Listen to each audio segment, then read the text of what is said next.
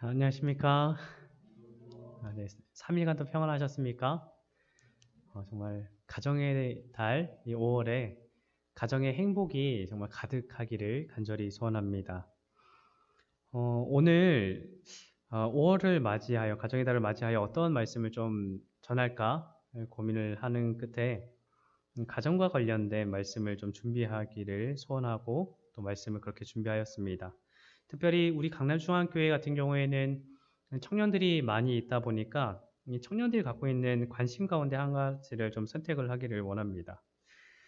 청년들의 주된 관심사라고 한다면 뭐 남청년들 20대 초반 같은 경우에는 군복무에 대해서 이제 좀 고민이 아마 있을 것이고 뭐 또 취업이나 또 연애 이런 것에 관심이 있겠죠. 특별히 오늘은 그 가운데에서 결혼과 관련하여 말씀을 좀 이야기를 나누고자 합니다. 오늘 말씀의 제목은 왜 결혼해야 하는가? 라는 부분입니다. 시대가 흐를수록 결혼에 대한 어떤 인식이 계속해서 좀 바뀌는 것 같습니다. 이전에는 결혼을 하는 것이 당연한 것으로 여겨졌지만 지금은 그렇지가 않아요. 제가 오늘 말씀을 준비하면서 요즘 젊은 사람들이 결혼에 대해서 얼마나 관심을 갖고 하려고 생각을 하는지 좀 찾아봤더니 제가 생각했던 것보다 더 청년들이 결혼에 대해서 별로 관심을 갖지 않는 것을 좀 보게 됩니다. 결혼하지 않은 30, 40대 미혼 청년들의 결혼에 대한 어떤 인식이라는 조사를 좀 살펴봤는데 결혼을 반드시 해야 한다라고 이야기하는 이제 구성을 봤을 때 남성은 13.9%, 그리고 여성 같은 경우에는 몇 프로예요? 3.7%. 남성이 그래도 결혼을 해야 된다라는 생각이 또 있고 여성 같은 경우에는 좀 많이 적은 것 같아요. 그리고 결혼을 하는 편이 좋다는 남성 같은 경우에는 31.5%, 여성 같은 경우에는 17.7%였습니다. 그리고 해도 좋고 하지 않아도 좋다라는 질문에 남성 같은 경우에는 45.9%가 뭐 해도 좋고 안 해도 좋다. 근데 여성 같은 경우에는 이제 좀 높아요. 여기에서 61.6%. 그리고 하지 않는 게 낫다라고 대답했던 비율은 남성은 6.4%, 여성은 15.5%. 좀 고민해야 될 부분 아닙니까? 결혼하지 않은 30, 40대 남녀를 대상으로 이렇게 살펴봤는데 그 결혼하지 않고자 하는 어떤 주된 이유를 찾아보면 1위가 뭐인 것 같습니까? 왜 젊은 청년들이 결혼을 하려는 생각을 하지 않을까요? 주된 이유가 뭘까요? 뭐 남자 그리고 여자 상관없이 모두가 본인의 기대에 맞는 사람이 나타나지 않아서라고 이야기를 합니다. 뭐 교회에 있는 우리 청년들 가운데서 그렇죠. 신앙하는 청년을 만나고 싶고 그리고 어떤 자신이 추구하는 그런 부분과 일치하는 그런 배우자를 만나기를 바라는데 나타나지 않기 때문에 어떤 교제를 하지 못하고 또 결혼에까지 이어지지 않는 것 같습니다. 이 밖에는 어떤 응답들이 있냐면 뭐 소득이 적어서 그리고 결혼에 적당한 나이를 놓쳐서 결혼보다는 내가 일에 더 충실하고 싶어서 그리고 어떤 결혼할 생각이 아예 그냥 진짜로 없다. 뭐 이렇게 이야기를 하였습니다. 그리고 이제 주로 보면은 내가 어떤 상대를 만나지 못하는 것 말고도 높은 것이 무엇이냐면 어떤 경제적 부담 그리고 어떤 이상에 대한 기대가 상당히 높기 때문이에요. 얼마나 높냐면 저는 여기에 사실 포함이 안 될 정도로 어떤 이상이 되게 높아요. 이것도 제가 좀 살펴봤는데 이상적인 남편상 그리고 이상적인 아내상은 어느 정도냐? 이제 이제 사회에 있는 사람들이 가지고 있는 어떤 기준이에요. 봤더니 신장 남성 같은 경우 178.5cm. 저는 택도 없는데요. 여성 같은 경우는 163.4cm. 그리고 연소득은 남성 같은 경우는 얼마예요? 5,749만 원. 근데 이제 매달 실수령액으로 했을 때에는 한 달에 그래도 400만 원은 벌어야 된다. 이 안에 여자들이 바라는 게 그 금액이라는 거예요. 여성 같은 경우는 어때요? 남자가 봤을 때 여성 같은 경우는 연 4,328만 원, 그러니까 매달 300만 원은 벌어야 된다. 이렇게 생각한다는 거예요. 그리고 이제 자산을 갖고 있는 거는 남성은 2억 7천만 원, 2억 8천만 원이 있어야 되고 여성 같은 경우에는 1억, 거의 2억이 있어야 된다. 이렇게 생각을 한다는 거죠. 그리고 연령 차이는 남성은 여성 같은 경우에 남성이 한 1.5세 정도 연상이었으면 좋겠다. 여성 같은 경우에 2.6세 정도 연하에 대해서 하고요. 또 학력 같은 경우에는 둘 다 4년제 대졸은 해야 된다. 이렇게 이야기를 합니다. 그래 이제 중요 사항은 뭐냐면 일단 남성이나 여성에 봤을 때 남자는 성격을 가장 우선시 보고 그리고 가치관 그리고 남자를 보는 걸 기준을 그리고 그 남자가 어떤 경제력을 갖고 있는가 이런 걸 본대요. 남자는 여자의 성격 그리고 그 다음에 가치관 그리고 외모를 본다라고 이야기합니다. 이렇게 기준이 높다 보니까 결혼을 하려고 해도 사실 쉽지가 않은 거예요.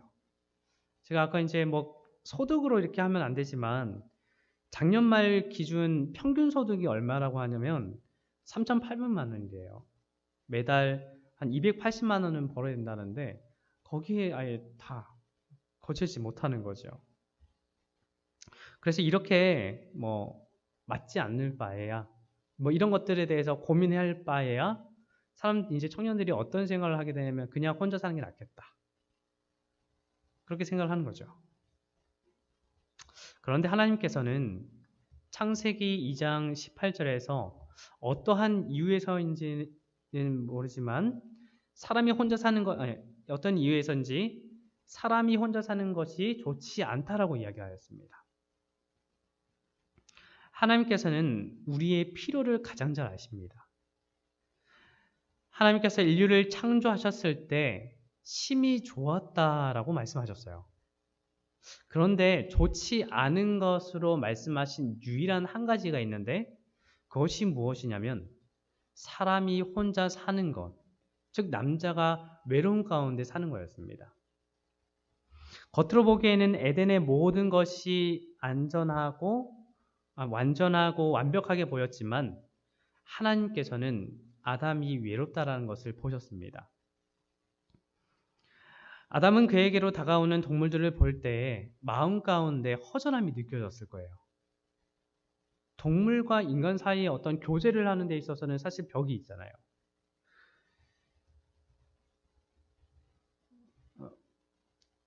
부저 선지자 45쪽에서 이렇게 기록합니다. 인간은 고독하게 살도록 창조되지 않았다. 인간은 사교적 존재가 될 것이었다. 반려자가 없다면 에덴의 아름다운 광경도 유쾌한 노작도 완전한 행복을 줄 수 없을 것이다. 천사들과의 교제라 할지라도 동정과 반려에 대한 인간의 욕망을 만족시킬 수 없었을 것이다.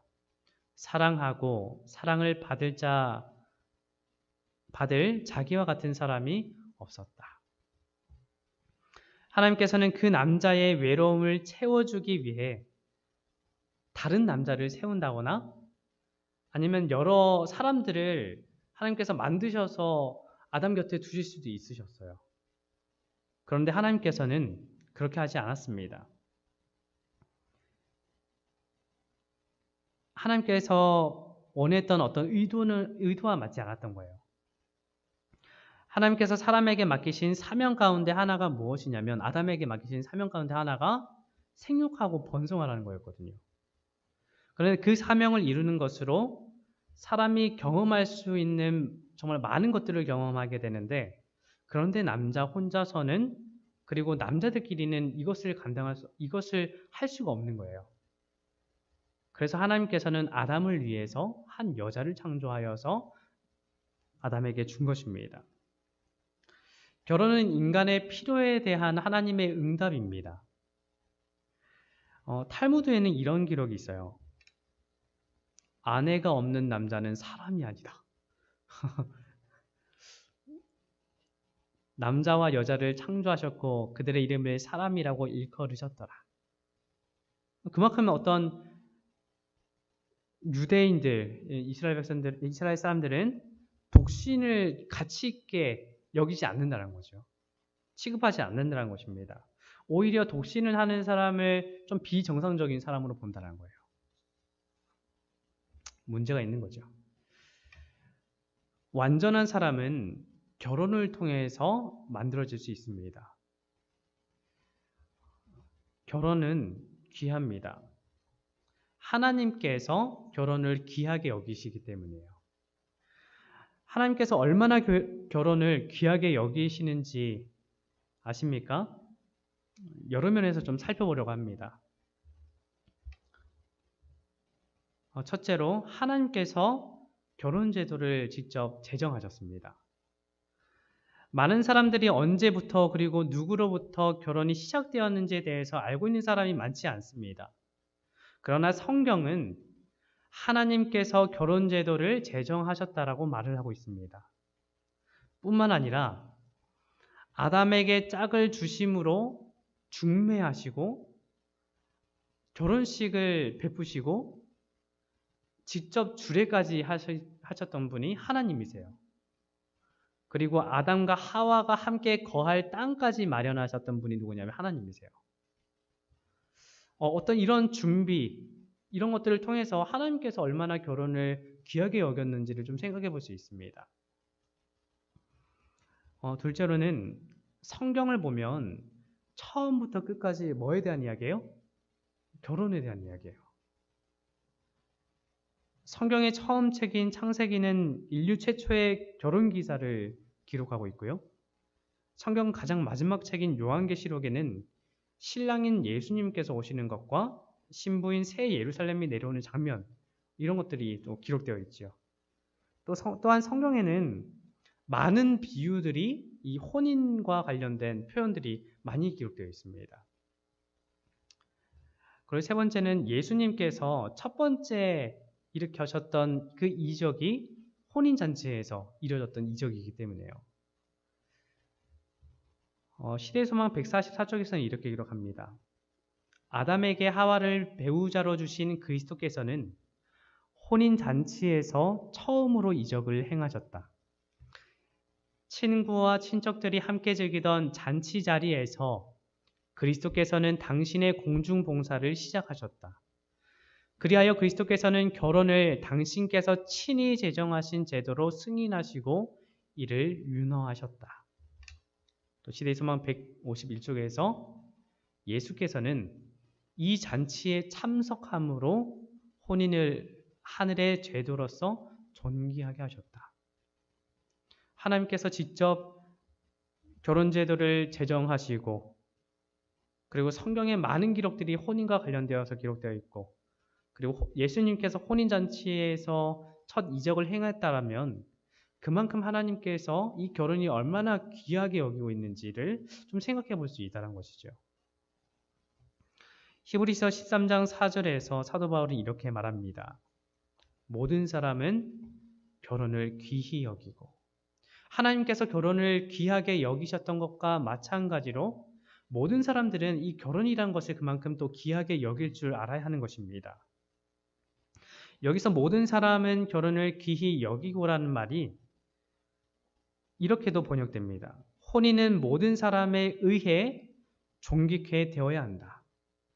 그리고 모두 혼인을 존귀하게 여기자. 이렇게도 번역이 될 수 있어요. 하나님께서 제정하신 이 결혼을 우리 모두도 귀하게 여길 수 있게 되기를 간절히 바랍니다. 그리고 결혼식이 있을 때 정말 축복 많이 해주세요. 하나님께서 그 결혼 제도를 얼마나 귀하게 여기시고 축복을 하시고 그것을 기뻐하시는지를 생각하면 우리는 정말 그것을 기뻐하고 축복하고 해야 되는 것입니다. 확고한 독신주의자가 아니라면 대부분의 그 성인은 결국 언젠가는 결혼을 하게 됩니다.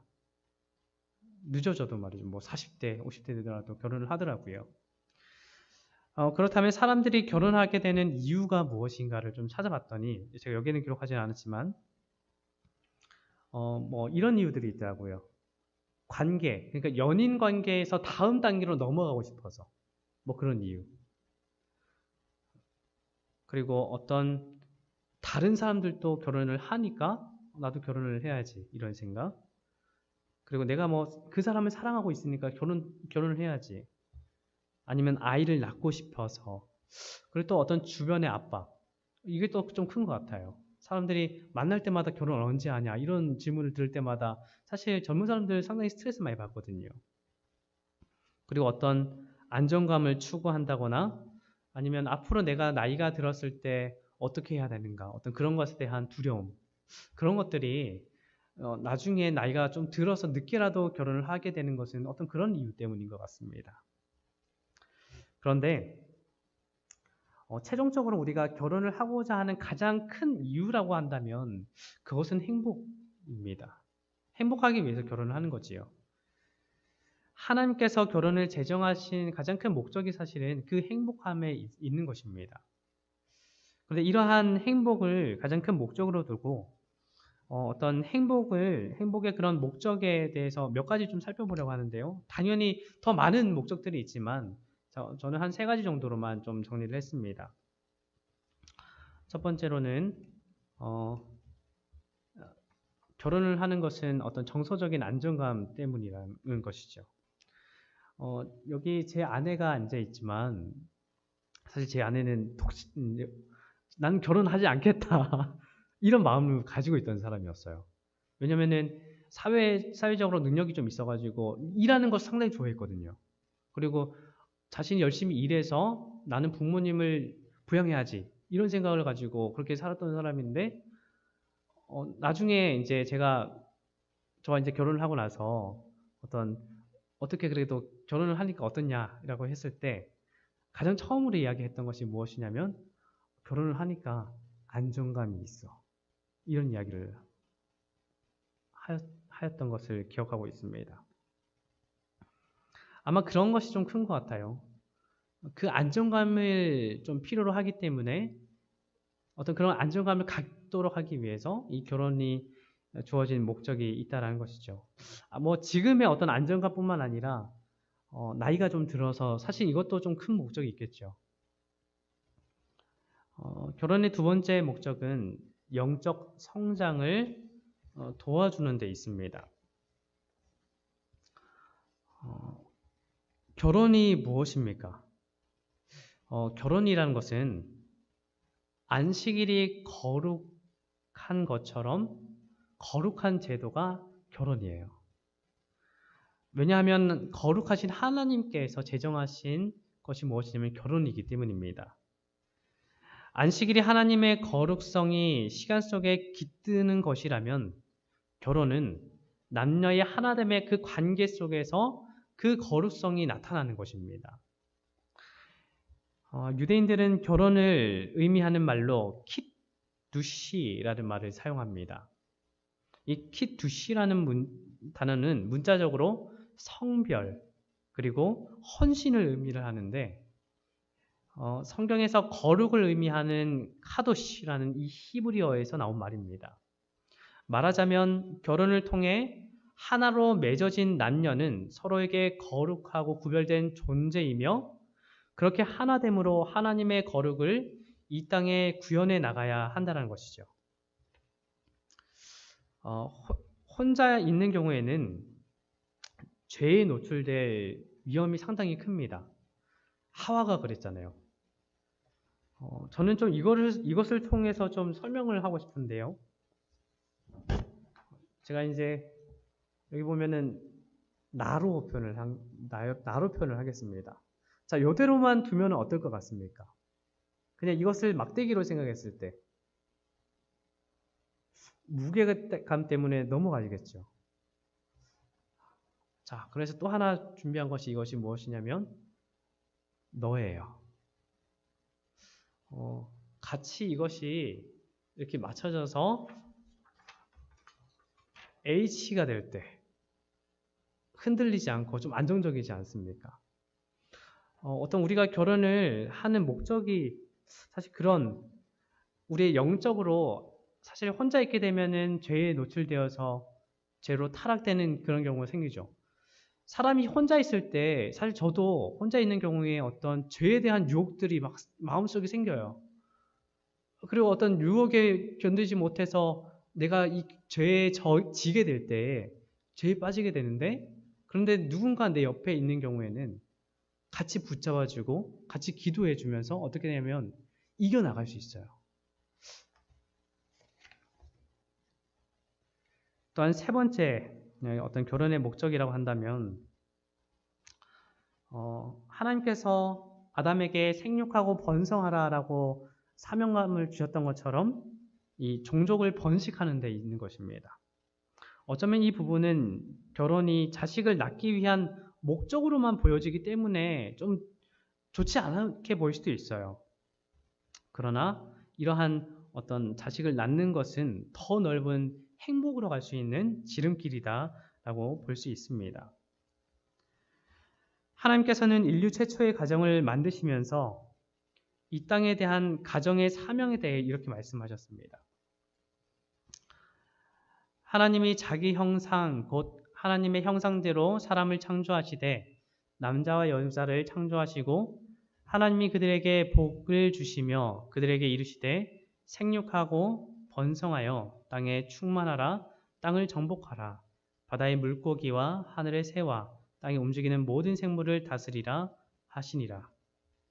생육하고 번성하는 것, 바로 이것이 첫 인류에게 맡기신 사명 가운데 하나라는 것을 생각해 볼 때 그것이 어떻게 보면 우리가 결혼을 하는 목적 가운데 하나를 이루어가는 과정이다라고 볼 수 있는 것입니다.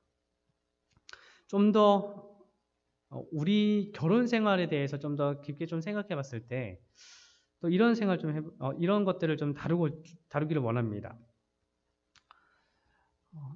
여자가 결혼을 해야 하는 이유, 남자가 결혼을 해야 하는 이유를 좀 살펴보기를 원하는데요. 창세기 2장 18절에 보시면 여호와 하나님이 이르시되 사람이 혼자 사는 것이 좋지 아니하니 내가 그를 위하여 돕는 배필을 지으리라 하시니라 라고 기록합니다. 하나님께서는 먼저 남자를 지으시고 그 남자가 독처하는 것이 좋지 못하여 돕는 배필을 지으셨습니다. 그렇다면 여기에서 이 독처라는 것은, 그러니까 혼자 사는 것이라는 것은 무슨 뜻을 말하는 것일까요? 일반적으로 독처하다, 혼자 산다는 것은 남자 혼자 산다는 것으로 생각을 하지요. 그런데 이것은 더 나아가서 단독적으로 하나님과 만나는 것, 하나님과 단독자로 만나 진리 안에서 깊은 교제를 나누는 것이라는 의미도 있습니다. 이러한 상태를 하나님께서는 온전하지 못하다고 보셨어요. 혼자서 하나님과 이렇게 만나는 것에 대해서. 그래서 어떤 것을 이야기하냐면 하나님께서는 남자 혼자서 이렇게 독대해서 이렇게 보는 것이 아니라 함께 돕는 배필들과 함께 서서 있는 것을 하나님께서 원하셨던 거예요. 우리는 상식적으로 돕는다라고 하면은 누군가의 일을 뒤처리한다라고 생각을 합니다. 그런데 여기서 돕는 배필에서 말하는 이 돕는다라는 의미는 그런 것이 아닙니다. 히브리어로 에젤이라는 단어가 이 돕다라는 것인데 이것은 하나님께서 우리를 도우신다는 뜻이에요. 도우시는 하나님, 전능한 하나님을 뜻할 때 이 돕다라고 하는 이 에젤이라는 단어가 사용됩니다. 신약에서 우리를 도우시는 분이 누구시냐면 성령 하나님이십니다. 성령 하나님께서 곧 우리의 에젤, 우리의 돕는 분이 되시는 거죠. 그런데 여자가 바로 이와 같은 존재라는 것입니다. 남편이 하나님 앞에서 단독자로 서는 것이 온전하지 못함으로 온전하게 설 수 있도록 도울 수 있는 사람이 필요한데 그 유일한 존재가 누구냐면 아내라는 거예요. 성령 하나님께서 우리를 돕는 것처럼 아내는 남편을 돕는 영적인 배필이요 육적인 배필이라는 점을 말하고 있는 것입니다. 결국 돕는 배필이란 남편을 도우며 지켜보호하는 이 에젤로서의 존재가 아내라는 것이죠. 그런 면에서 여자는 결코 남자보다는 열등하지 않는 존재라는 것입니다. 그래서 아내의 영적인 역할은 이러한 남편을 도와서 가정을 세우는 데 있는 것입니다. 기도하는 아내가 있고 기도하고 있는 어머니가 존재한다는 것은 그 가정에 있어서는 축복입니다. 남편을 가장의 자리에 세우고 자식들을 주님의 일꾼답게 양육할 수 있는 사람은 그 어느 누구도 아니라 아내에게 있는 거예요. 그래서 결혼은 축복인 것입니다. 여자가 결혼하는 것이 에젤로서의 사명을 완수하기 위함이라면 남자가 결혼하는 것은 그리스도의 사랑을 실천하기 위한 것입니다. 남자가 한 여자의 남편이 되었다는 것은 굉장한 의미가 있어요. 이것을 이해하기 위해서 먼저 여자가 왜 남자의 갈비뼈로 지음을 받았는지에 대해서 살펴봐야 합니다. 하나님께서 아담을 만드신 후에 이 돕는 배필을 지으시려고 아담을 깊이 잠재우셨습니다.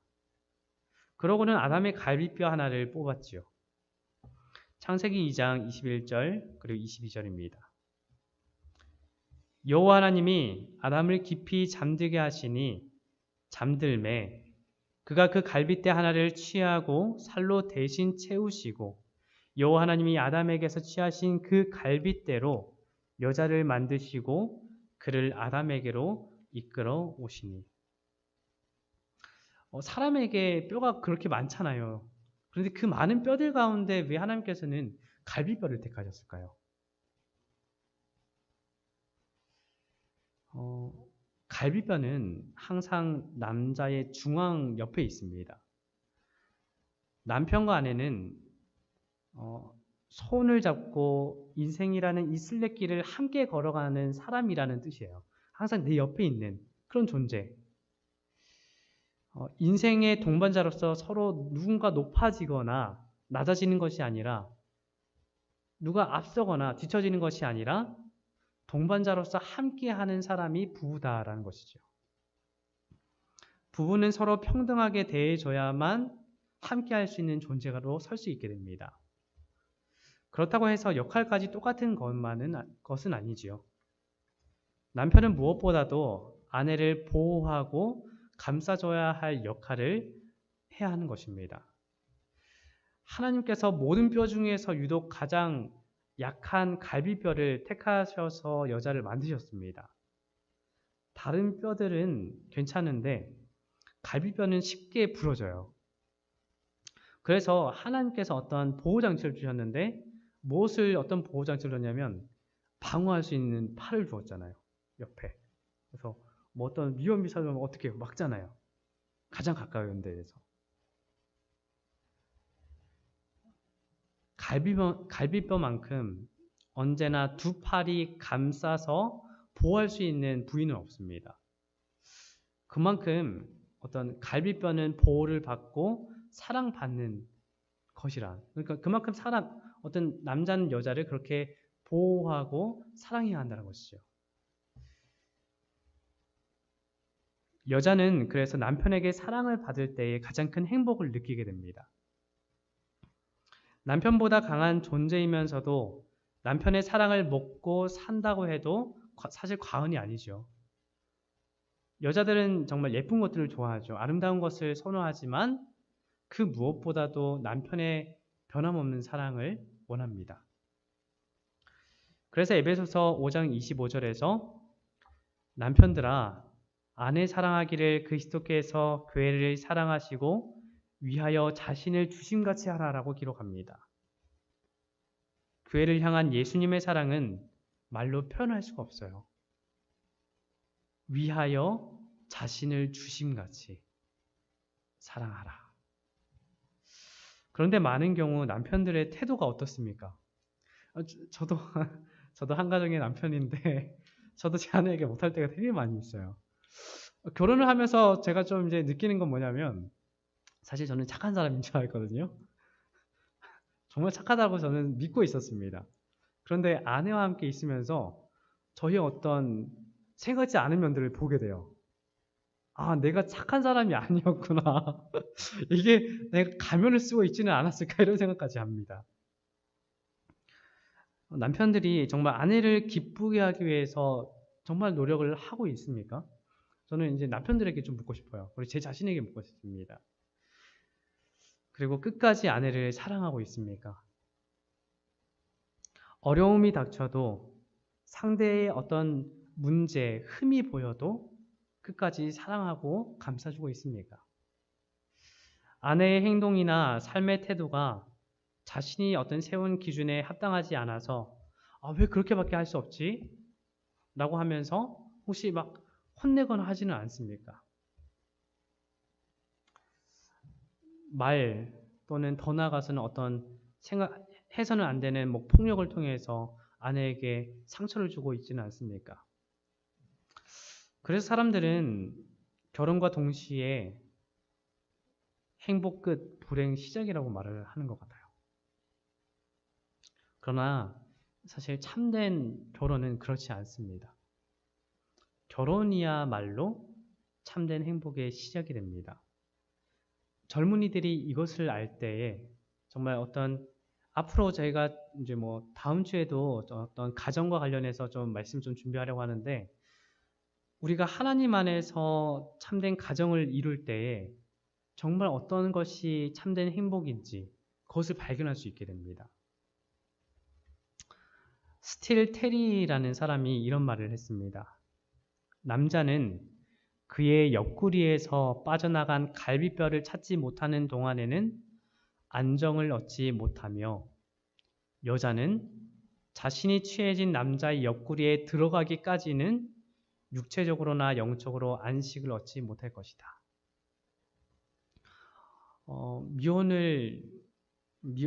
결혼을 하지 않으려고 하는 청년들이 있다면 좀 저는 생각에 좀 전환이 좀 있었으면 좋겠습니다. 결혼은 사실 하나님께서 원하시는 뜻이에요. 결혼을 할 때에 하나님께서 원하시는 방향에서 결혼을 할 때에 그 사람은 행복할 수 있고요. 그리고 영적으로도 성장할 수 있고 더욱 하나님에 대한 어떤 사랑에 대해서 온전히 깨달을 수 있게 됩니다. 저는 사실 결혼을 하기 전에는 잘 몰랐어요. 어떤 누군가를 사랑하는 것에 대해서 그냥 어떤 연애를 할 때는 그래 이게 사랑의 감정이구나 라는 것을 생각했는데 근데 결혼을 하고 나니까 좀 달라지더라고요. 근데 저도 아직 경험하지 못한 또 경험이 있는데 우리 성도님들 가운데서 자녀가 있으신 우리 성도님들은 더 아실 거예요. 자녀를 통해서 얻는 행복 그리고 그것을 통해서 하나님께서 나를 얼마나 그렇게 사랑을 하는지 아마 저보다도 우리 성도님들께서 더 깊이 잘 알고 계실 거라고 생각합니다. 그래서 오늘 이렇게 왜 결혼을 해야 하는가에 대해서 좀 살펴보게 되었는데요. 우리 청년들이 결혼을 두고 많이 고민을 하고 씨름하지만 정말 기도를 하면서 하나님의 뜻이 무엇인지를 살펴보고 결혼이 가져다 주는 가장 최종적인 어떤 목적 그리고 어떻게 우리의 가정, 내가 결혼을 통해서 어떠한 가정을 꾸리고 어떻게 행복한 가정을 만들어갈 수 있는지를 더 고민을 하고 기도하면서 좀 준비해 나갈 수 있게 되기를 간절히 바랍니다.